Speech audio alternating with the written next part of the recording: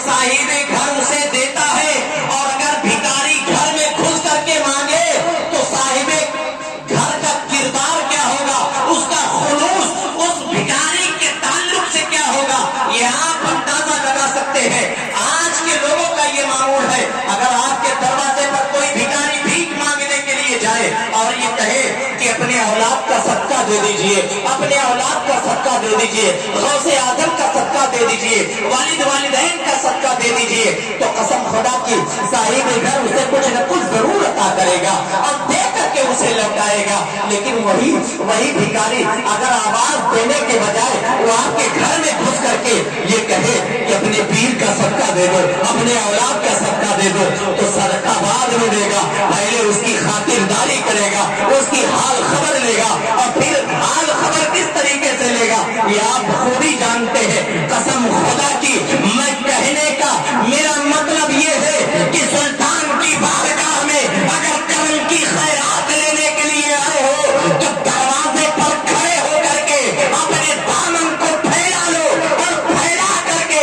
ये मांगो कि सुल्तान अपने वालिद मोहतरम का सदका अता कर दो, अपने दादा हुजूर का सदका अता कर दो, अपने जद्दे अमजद का सदका अता कर दो, अपने भांजे का सदका अता कर दो, अपने पीर मुर्शिद का सदका अता कर दो। तो कसम खुदा की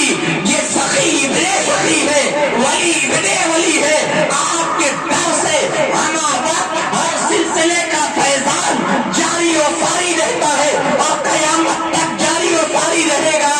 दरे हबीब से बंदे को क्या नहीं मिलता,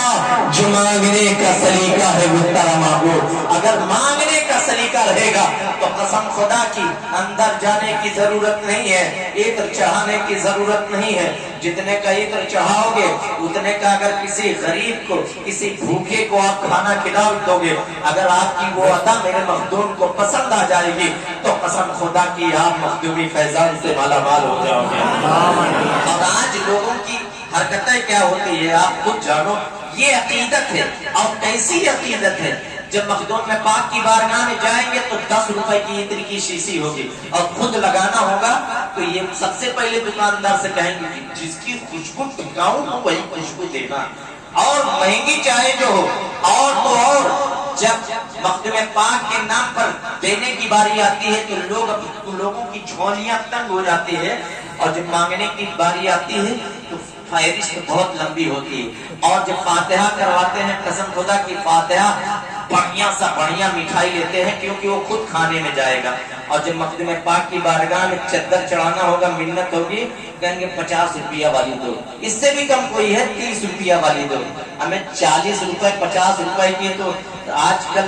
रुमाल मिलता है, उन लोगों को ये समझ में नहीं आया कि 40 रुपए का 30 रुपए का चद्दर मियाँ क्या जरूरत है आपको चढ़ाने की। इससे बढ़िया है कि 30-40 रुपए किसी फकीर को, किसी भूखे को, किसी माजूर को, किसी लाएगा। मखदूम पाक को अगर आपकी अदा पसंद आएगी और मखदूम पाक की नजरें करम उड़ जाएगी तो कसम खुदा की आपकी दुनिया और आखिरत दोनों समझ जाएगी।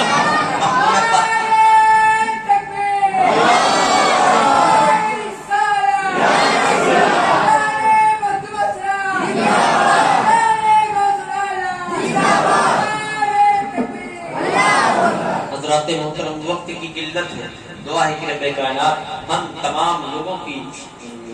इस मोहब्बत को कबूल मकबूल फरमाए और बोलने में, सुनने में, सुनाने में किसी किस्म की कोई खामी, कोई गलती हुई हो अल्लाह रब्बुल इज्जत से माफ फरमाए। मैं